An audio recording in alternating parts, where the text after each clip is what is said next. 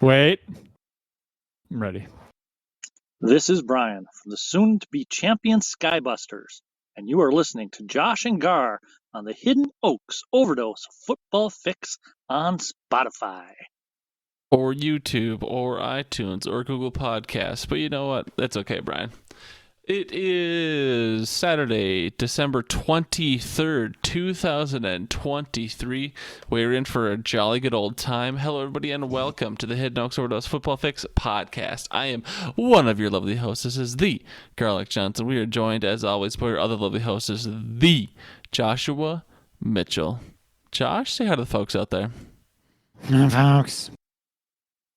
We appreciate people who chat along in our Discord. As I look back, it looks like the only name I can see beside Josh and mine is Al. So shout out to Al. Segment start times are down in the description below. Thank you at Levi Oki Illustration for all the beautiful art. Josh, how you doing?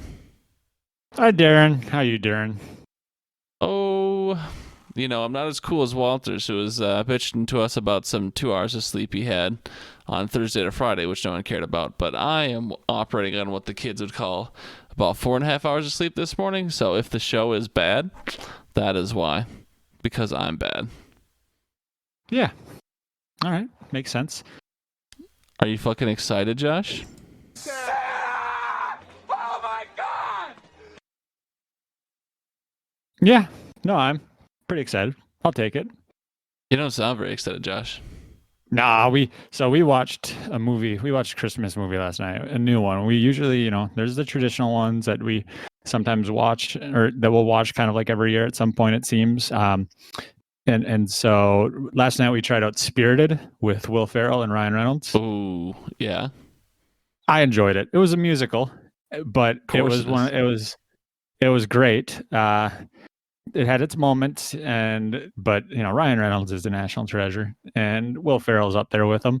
So I enjoyed it. I don't know how Nikita feels about it, just because of the musical aspect. But there were some jokes in there, like with the whole like, are they really singing again, and just kind of like joking about that. But it was a good time.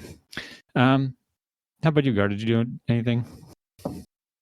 Santa baby, slip a sable under the tree for me. I don't know if guys, I did do something. I was at a what was it dubbed? Friends Mahana Kwanzaa. It was, I don't know. The sauces were hosting a little party, and I was invited to that. And I walked away with a $10 Chipotle gift card, dude, from the little gift exchange. Whoa! Big shout out to Mariah Williams, who traded with me, because otherwise I was going to end up with a fucking milk frother that I would have never used ever. So big shout out to the tradesies. But that was fun. And then we came home from the party that Walters was not at. And me? Well, I mean, Walt, yeah. I don't know if you were invited or not, but you know how I am about those things. I don't invite other people to other people's parties, but you should have been there, Josh. Would have been more fun than Walters not being there. What was I going to say? But then I got home probably around 11, and then I played video games with Ben and Glick and Dave until 2:15 or so in the morning. So here I am. Liddy City, dude. Yeah. Wow. Okay to be jealous. Josh, have you completed all your Christmas shopping? Or are you irresponsible when you're going out today? Oh, no. I don't know if you can see this. Your wife is listening right now, dude.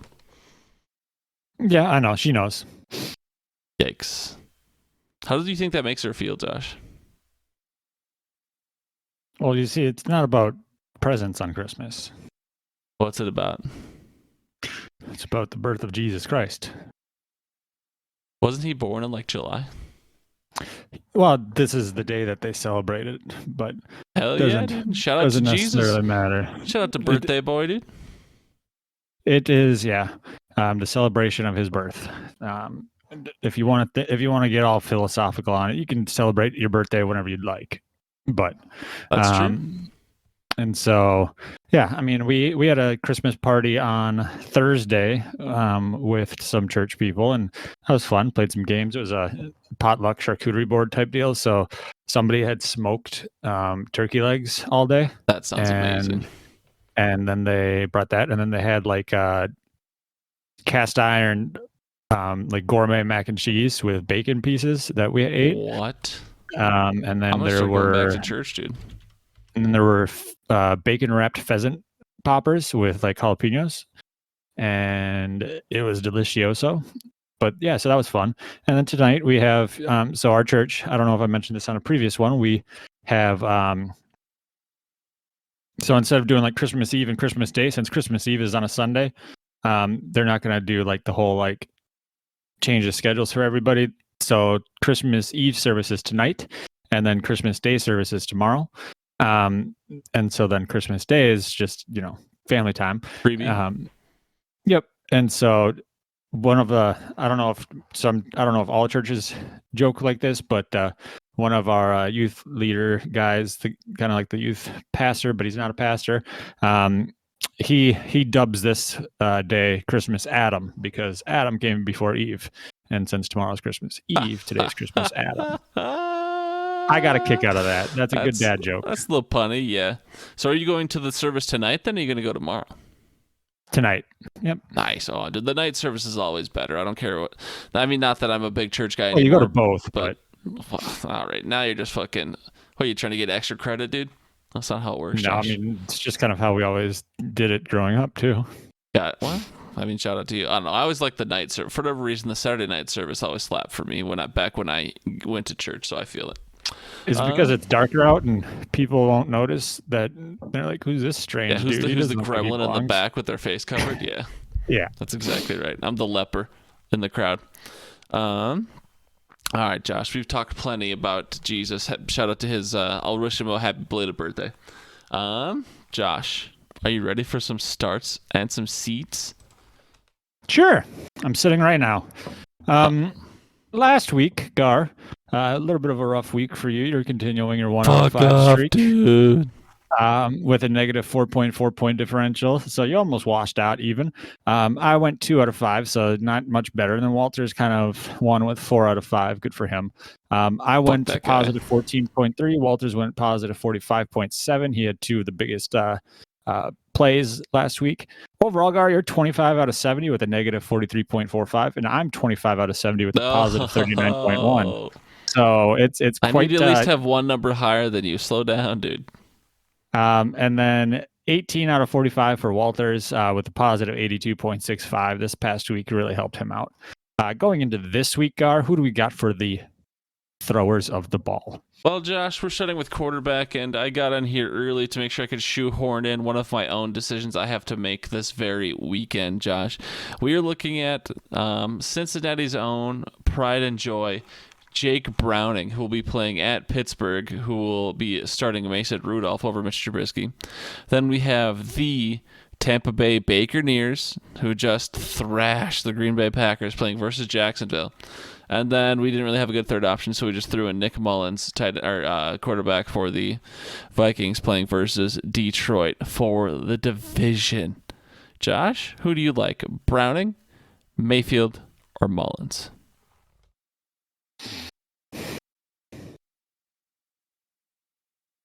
Mayfield. Santa baby. Oh, okay.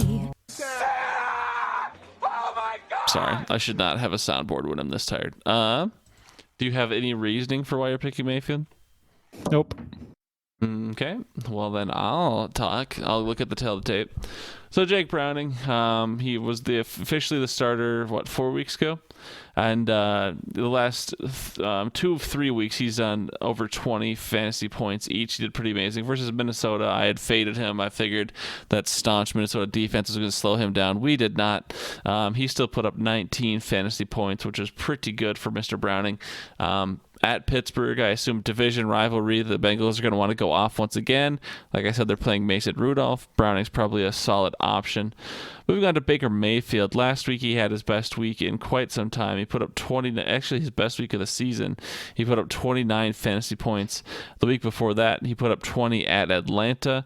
And then 3 weeks ago, he put up less than 10 versus Carolina, which is tough. But Carolina's actually been playing people pretty tough this year. I know the record is 1 and 13, 1 and 14 2. at this point.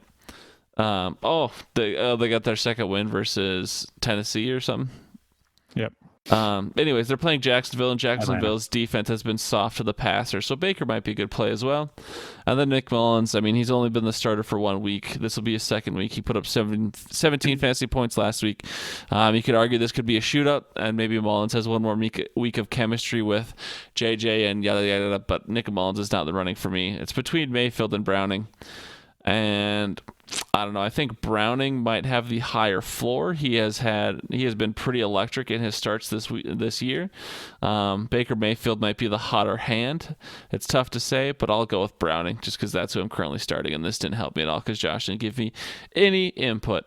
Moving on to Walters. Walters, who do you like? Browning, Mayfield, or Mullins? Mullins is definitely out of the conversation here. This one's tough. Mayfield has been more inconsistent. Feels kind of like Browning has been on I would say he's heating up for sure. I don't know if he's quite on fire. Kind of looking at the tail of the tape. A few weeks ago, he did play Jacksonville in Jacksonville, and according to the Deflate These Balls League, he did put up 25 fantasy points in that league. So that makes me feel pretty good. Will he be able to repeat that? Why not? Let's go with Jake Browning.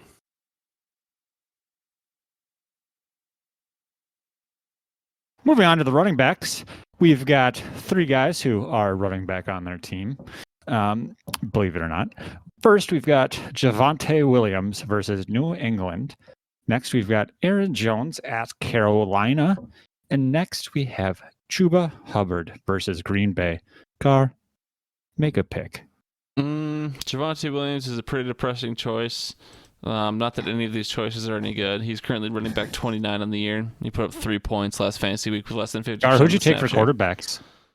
I took Browning. Okay. I believe Walters also took Browning. Anyways, before I was so rudely interrupted, Javonte Williams stinks. Aaron Jones has similarly been injury-prone. Aaron Jones has similarly been very disappointing this fantasy season. He probably has the highest average per game of the 3.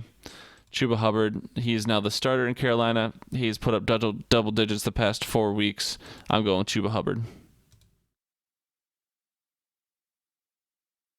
Josh? All right. Yeah, no, that's a solid play. That's what put him in there. I'm going to have to go with Aaron Jones. I think that... yes, dude. Yeah, duh. That's what you sound like. I'm going with Aaron Jones on this one. It's going to be a hopefully a bounce back week for the Green Bay offense. And yeah, I mean, Hubbard is kind of that second pick for me. But yeah, I'm going to go with Jones just for fandom. You're just like me. Trash! Walters, Javonte Williams, Aaron Jones, Chuba Hubbard. Looking at Sleepy here, the predicted fantasy total for both Chuba and Aaron Jones is roughly the same. It's right around 10 points.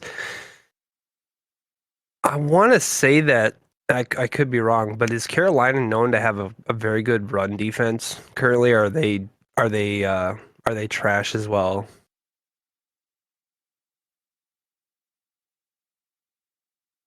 Got it. Okay, so I'm going to go Aaron Jones. Perfect. Love the insight there. We will move on, Mr. Mitchell, to some of the catchers. Not all of the catchers, but some of the catchers in Week 16. We have one San Francisco 49er, Mr. Deebo Samuel, playing Baltimore. We have his teammate, Brandon Ayuk, playing versus Baltimore as well, obviously. And then we have Mr. DeAndre Hopkins, Mr. Nuke himself, Big Hand McGee, playing versus Seattle. Josh, if you had to pick between Deebo, Ayuk, and Hopkins, who would you pick and why? Emphasis on the why.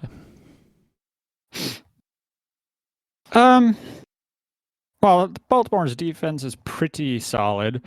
So both of those players, Deebo and Ayuk, are kind of like, even though they have been having some great games this season, Hopkins has been kind of up and down depending on how Will Levis decides to play, but he has the more favorable matchup. I think I'm going to go with Hopkins. I guess I'm going to go with the spicy pick. Ooh, interesting. Well, Debo has been absolutely letting it up, and while Brandon Ayuk has been very, very solid this year, he was my wide receiver 2, I think, pretty much all year in a guillotine league. I just had to drop him this week because it's the finals. But Brandon Ayuk has been absolutely solid. D-Hop has been okay. He only put up 3 fantasy points last week, so... But I am taking Debo Samuel, dude. Debo Samuel's put up, not last week, but the 2 weeks before, he put up 30 points both weeks. How do you not want to ride that electric train? I want Debo. Wilders? I'm going Debo as well. I'm hoping you guys are right just because I have him in the Deflate These Balls League, and Stafford putting up like 8 points over his projected total kind of made me go, well, this week is going to be just like last week. So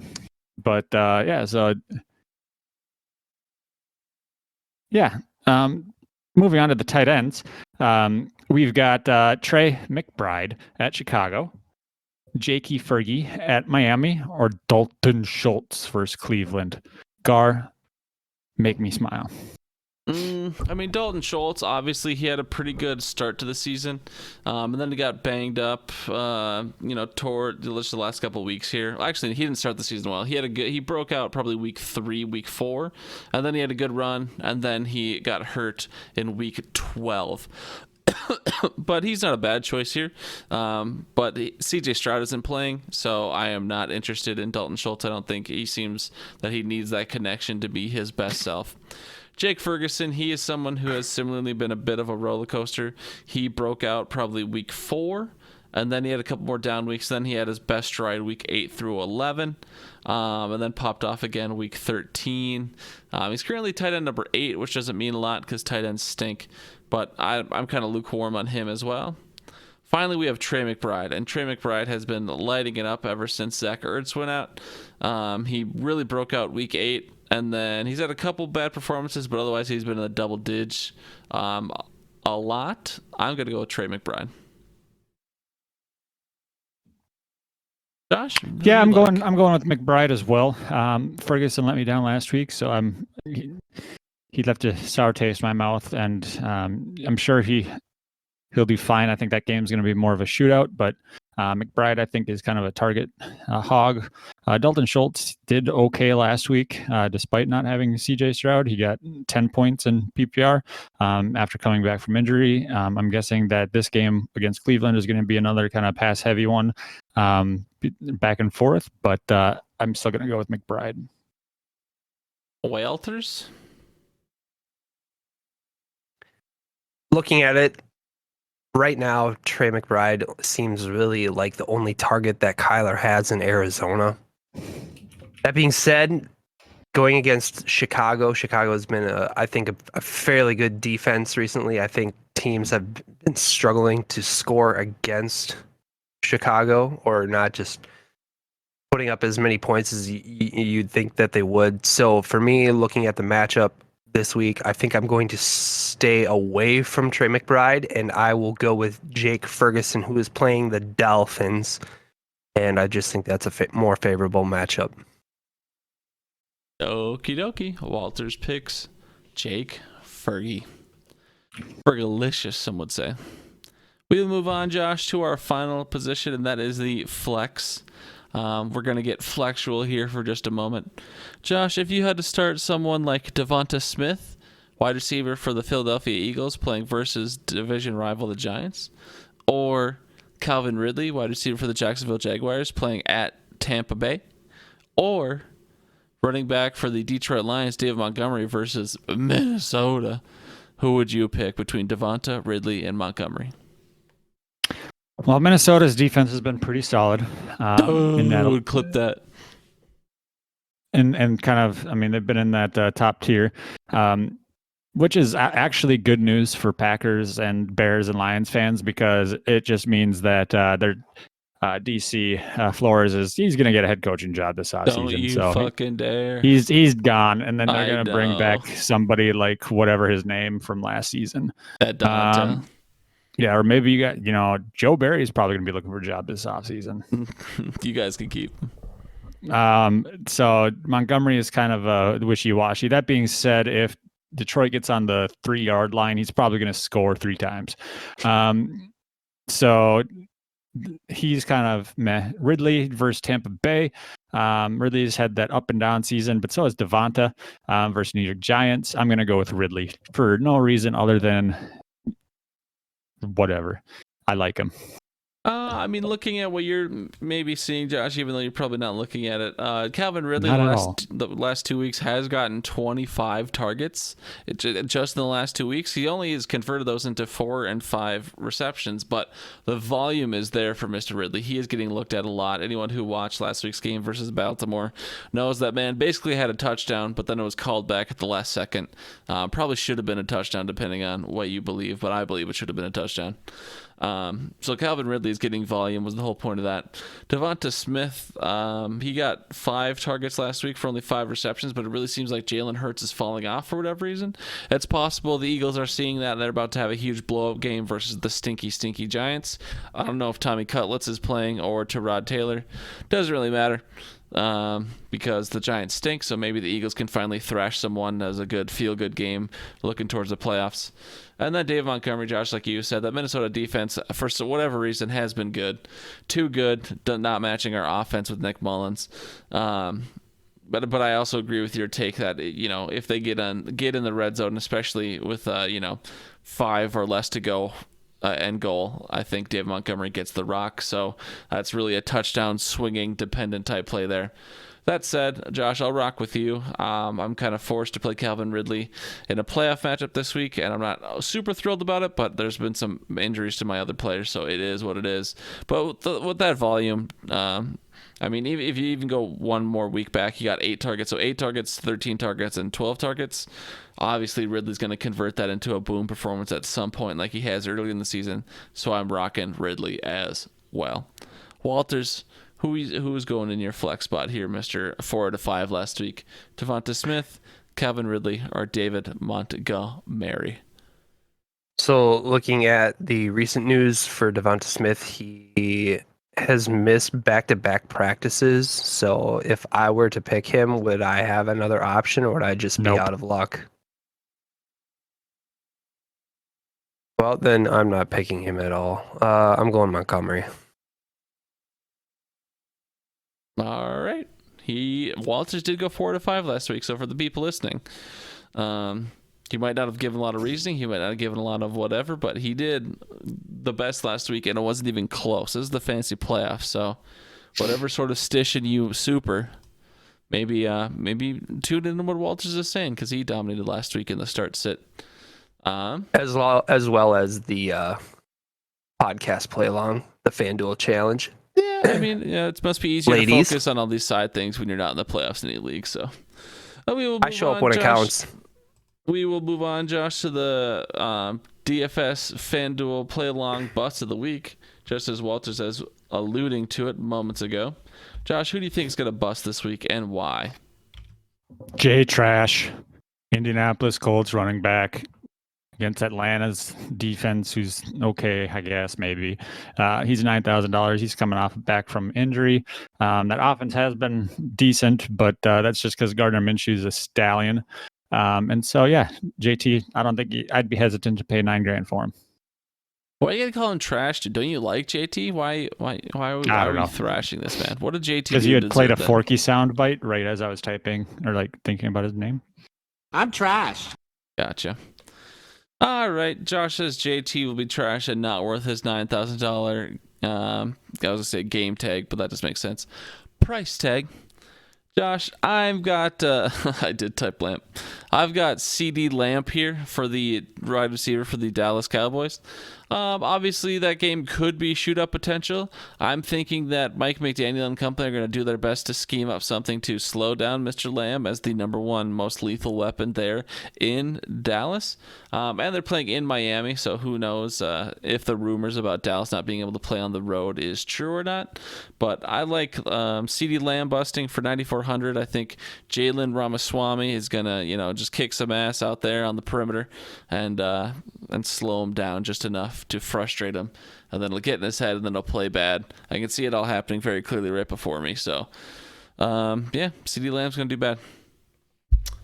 We'll move on, Josh, to the weekly preview. And Josh, how do you feel about football games on the holidays? Do you love it? Do you hate it? Obviously, with Christmas being on a Monday, it was pretty inevitable the way it is. Sometimes calendars just do what calendar things. But how do you feel? Like, are you going to be tuned into football more than usual because it's holidays and you're just kind of sitting around? I don't know if you're someone who does stuff on Christmas Eve as well, but or are you going to be less likely to be able to catch the games because you'll be more focused on the family, more focused on the Jesus, or more focused on the whatever other people do on the holidays? I'll probably be a little bit of both, to be honest.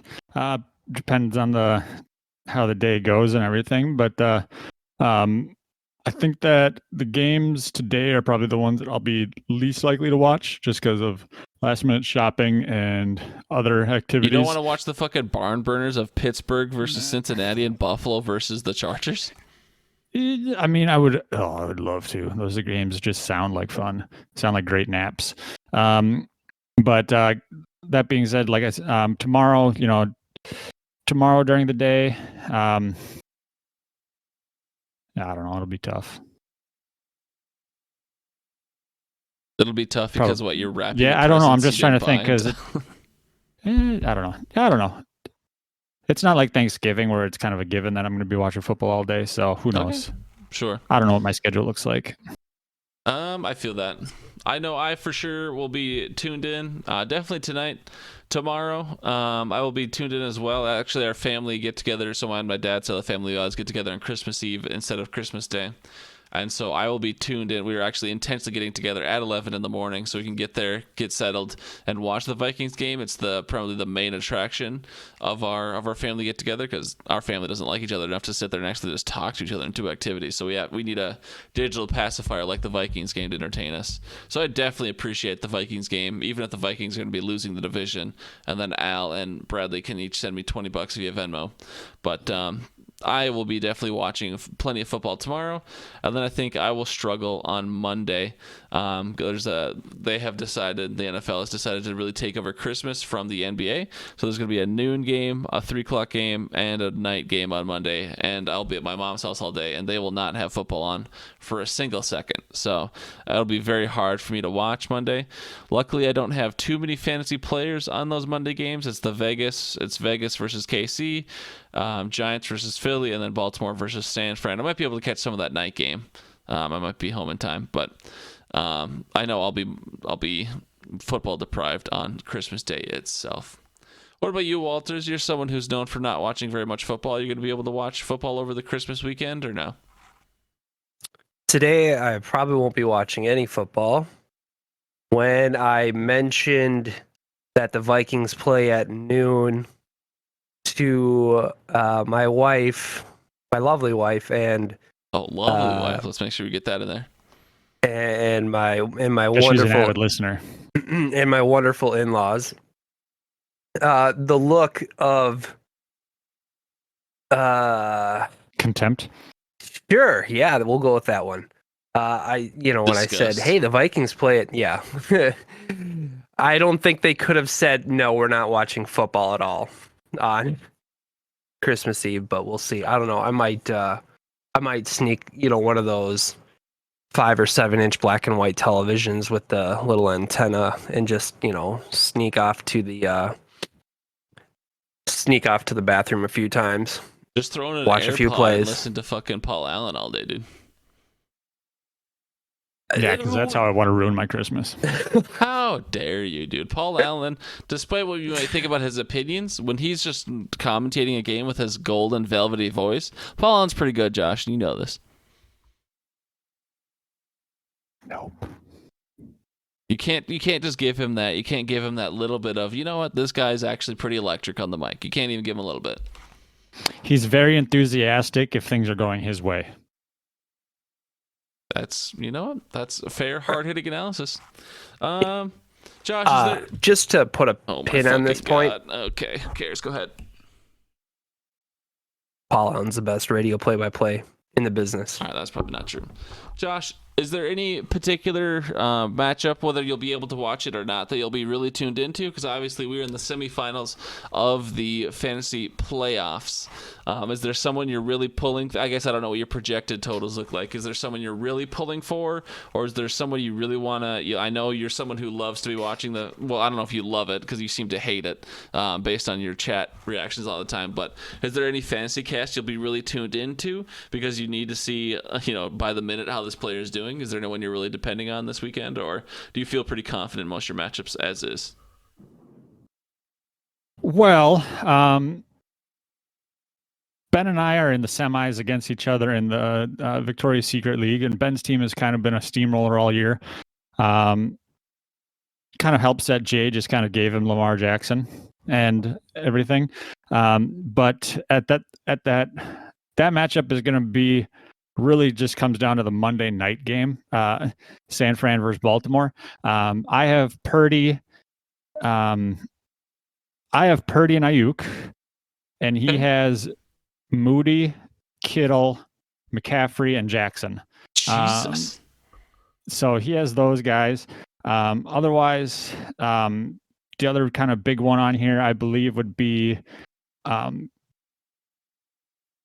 nope, that's really the only big game where there's a lot of overlap. The Jacksonville-Tampa Bay game should be interesting. I know Evan Ingram's been doing well. David Njoku in the Cleveland-Houston game. But yeah, no, that Monday night game is going to be kind of what decides our matchup, I believe, based on how many players we have going in that game. That's going to be pretty intense for you then, I imagine. And I also imagine you'll be home by then because it's after 7 on a Monday night. I don't know if you work Tuesday or not, but I mean, Christmas stuff's done by that point in the evening. You'll probably get together with whoever earlier in the day. So I imagine you'll be pretty tuned into that game with your eyes, I guess is what I mean to say. You'll be watching it, but that'll be interesting. Yep. Do you think your heart's ready for such a thing? No. As someone who's been sober for over a year, are you going to... Nope, it hasn't been over a year, but it's almost been a year. Yeah, you know what I mean. Yeah, but yeah, it's one of those things like, yeah, I'm looking forward to it, but at the same time, I'm already anticipating the outcome being a negative one. Like we said, I'm in 4 semis this week. I'm expecting to be in 4 third-place games next week. No. Yeah, no, it's just one of those things. It's like, Puka Nacua, hasn't done much the last couple weeks. Oh, dude, he's on my bench in one of my leagues. I love that for me. So, and then he goes up and he puts up 34 in the Champions Branch Out League. So Aaron, I believe that's his name, is, probably sitting over there just buying stock in Lubriderm. And I'm sitting here just like, well, okay, that's cool. And so that's fun. Jack had Matt Stafford, and I'm sure my team's just going to underperform because that's just destroyed my life. Alvin Kamara only got me 4 in Hidden Oaks Dynasty. So Derek is projected to beat me. My team's been up and down all year in that league. And yeah, so fun times. For what it's worth, Dave Sousen, the Sauce, did say yesterday at the holiday party that he was very confident you were going to win the Deflate These Balls League. So, oh no, I don't know what that means, but you have this endorsement of the Sauce, dude. But we will go ahead and we will get out of here. Is there anything you guys would like to wish our listeners on this holly jolly season? By the time they hear us next, Christmas will have come and gone. Is there any presents you're hoping to give or receive this year? Is there any? Yeah, is there? I guess there's anything you want to say to the fans. And then is there anything you're most excited about on Christmas? I hope to give a smile. Oh, Josh. Because that's all I can afford. Oh no, Mr. Poor. The government ain't coming through the way it used to. Nope. struggle. You hate to see it. Walters, anything you want to say to the lovely people out there? You want to wish the people a Merry Christmas? I'm surprised we can say Merry Christmas on this program. But Shut yeah, the Merry fuck Christmas. up, dude. God, I I'm just fucking kidding. hate you. All right. Okay. Even before I start the... I timed... what does this even mean? I'll time out Walters for 60 seconds. There we go. All right, I'm going to play the outro song now. Josh, I wish you a very Merry Christmas. And Merry Christmas. I hope you... I know you don't really necessarily care too much about giving and receiving gifts at this point in your life, but I hope you get what you want, which is probably a lovely time with your family. And I will see you on Tuesday evening. Good luck in your playoff matchups, my guy. Love you. Bye. Go Packers. Bye.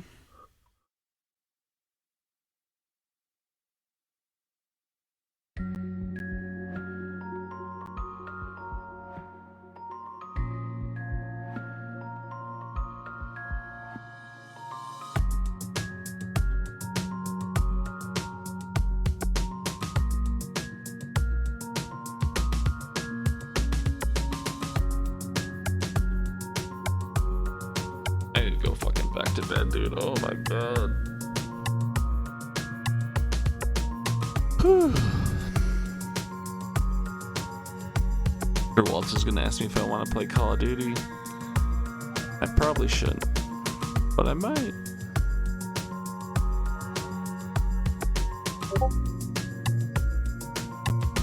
You can wait until I'm done recording.